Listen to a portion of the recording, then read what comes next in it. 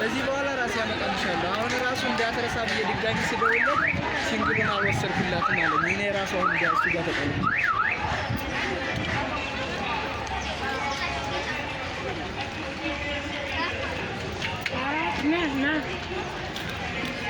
እዚህ ጋር ልቁም ነው ወይ ነው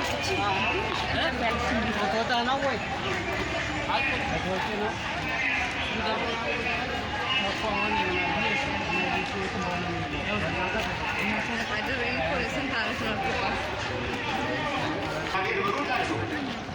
የሚሳነው ነገር የለም ልላችሁ እስካመስሉ አበጊቶች ያስጠቀማል ሳለት ዘካርያስ የነገር መቀበል ሲያቀተው አሁን ያለው ቅዱስ ገብርኤል ራሱ ንግድ ህንጻላችሁ ደነገፍኩ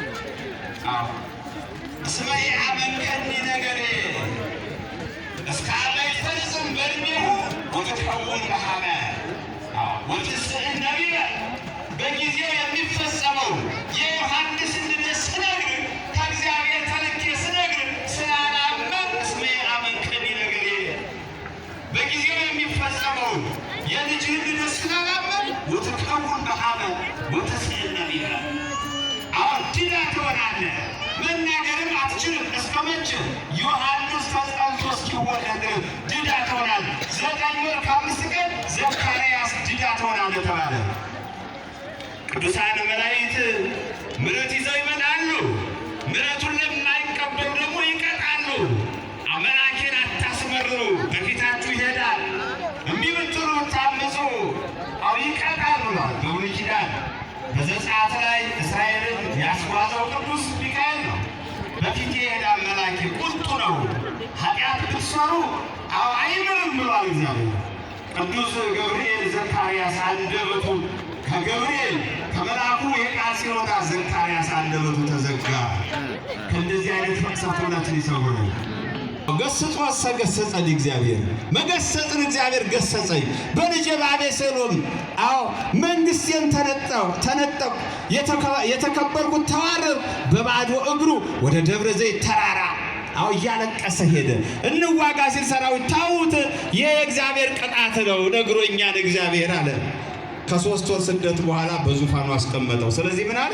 ገስጾ ገሰጸኝ እግዚአብሔር ወደ ሞት ሰባይቶ ይመጣወኒ። እግዚአብሔር ለዘላለም አይቆጣም፣ ተመልሶ ይቅር ይበለን። አሜን በሉ። 9 ታምራት ያሳየው እግዚአብሔር እንዲደነቅ አይደለም፣ ፈርዖን እንዲመለስ ነው። እምቢ ስላለ በ10ኛው በኤርትራ ባህር አስጥሞታል። በ11ኛው ታምር በኤርትራ ባህር የማይመለሱትን ለዘላለም ይቀጣል። ተመልሶ ያየን አምላካችን ክብር ምስጋና ለስሙ ይሁን። ለዚህ ነው ልጁን የላከው። ከዚህ በኋላ ዘካርያስ መናገር አቃተ። ህዝቡ በውጭ ጠብቁት ነበረ። ምክንያቱም በሕገ ኦሪቱ መስዋዕተ ኦሪት ካህኑ በጉን አርዶ አወራርዶ ደሙን ወደ ቤተ መቅደሱ በታቦቱ ላይ ባለው በመሰዊያው ደሙን ያፈሳል።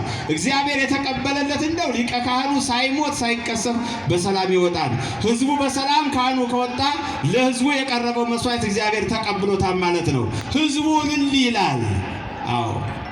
የምሕረት አዋጅ ሊቀ ካህኑ እግዚአብሔር መቀበሉን ለህዝቡ ያውጃል። እንደዚሁ ዘካርያስ ሲጠበቅ ነበር። ሲጠበቅ ዘገየ። እንደው ቀስፎት ይሆን እግዚአብሔር ምን ገጥሞት ይሆን ይል ነበር ህዝቡ። ሲወጣ ግን ዘካርያስ ግሩም ራእይ እንዳየ አስተዋሉ። ይናገራቸው የነበረ አንደበቱም ገብርኤል ስለዘጋው መናገር አልቻለም። በጥቅሻ በምልክት ቋንቋ ያወራቸው ነበረ። የማገልገል ወራት ስለተፈጸመ ወደ ቤቱ ሄደ። ከሚስቱ ከኤልሳቤጥ ጋር ተገናኘ። የዚያን ዕለት ዮሐንስ ተጸነሰና ሰኔ 30 ቅዱስ ዮሐንስ ተወለደ። ክብር ምስጋና ለእግዚአብሔር ይሁን። መስከረም 26 የዮሐንስ ጽንሰት ነው። ሰኔ 30 ደግሞ ልደቱ ነው ማለት ነው። የዚያን ጊዜ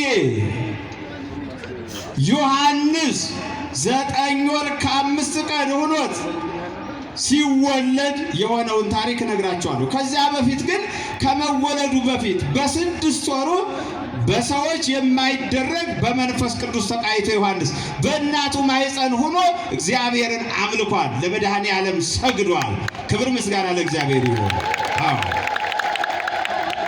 ወበሳድስ ወር ይላል ቅዱስ ሉቃስ ወንጌል ምዕራፍ 1 ቁጥር 26 ላይ ወበሳድስ ወር ተፈኖ ገብርኤል መልአክ ማበ እግዚአብሔር ሀባቲ ሀገር ዘገሊላ እንተ ስማ ናዝሬት ወደምትባል ሀገር ለዘካርያስ ያበሰረው ቅዱስ ገብርኤል በ6ኛው ወር ደግሞ ወደ ድንግል ማርያም የዓለምን ድነት የሚያስገኘው ልጇን እንደምትወልድ ለድንግል ማርያም ሊያበስር ቅዱስ ገብርኤል መጣ።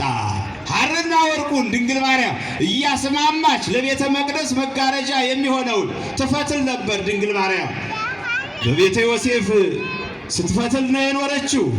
በቤተ መቅደስ 12 ዓመት ሐርና ወርቅ እያስማማች ድንግል ማርያም ትፈትል ነበር። ዛሬ የማትፈትሉ ሴቶች ቆጫችሁ፣ የቀድሞ እናቶቻችን ይፈትሉ ነበር። የለበሳችሁ ሸማ የኢትዮጵያ ነው። ዛሬ ይህንን የሚፈትሉ ሴቶች እንደ ድንግል ማርያም እንደ እናታቸው የሆኑ ናቸው ማለት ነው። የማትፈትሉ ደግሞ ሊቆጫችሁ ይገባል። የጣላችሁት የእናቶቻችሁን ዝርት አንሱ። የጣላችሁትን የእናቶቻችሁን ሞሰብ አንሱ። የኢትዮጵያ ባህሏ ታሪኳ ይህ ነው። እግዚአብሔር አምላካችን ከሁላችን ጋር ይሁን። ወንዘ ተፈትል ወርቀ ወሜላተ አስተርአያ ገብርኤል ግብተ ሐርና ወርቁን ስትፈትል በ6ኛው ወር ገብርኤል ለዘካርያስ እንዳበሰረ ወደ ድንግል ማርያም መጣና ተፈስሒ ኦምልዕተ ጸጋ እግዚአብሔር ምስሌኪ፣ እግዚአብሔር ከአንቺ ጋር ስለሆነ አንቺ ብላቴና ማርያም ደስ ይበልሽ። ምክንያቱ ደስታሽ እግዚአብሔር ከአንቺ ጋር ሆኗል። 5500 ዘመን ከሰው ርቆ የነበረው እግዚአብሔር ከአንቺ ጋር ሆነ፣ ሥጋሽን ሊለብስ ነው። ደስ ይበላሽ አላት ድንግል ማርያም። ቅድስት ድንግል ማርያምም ማየት የረከብከ ዘከመዝ ብስራተ፣ እንዲህ አይነት ብስራት ከወዴት አገኘው? መሬት ያለ ዘር ሴት ያለ ወንድ አትጸንስም። እኔ ድንግል ነኝ ዘየአምር ብእሴ፣ ወንድ አላውቅም፣ ያለ ወንድ ልጅ አይወለድም፣ ድንግል ነኝ እንዴት ይሆናል አለችው።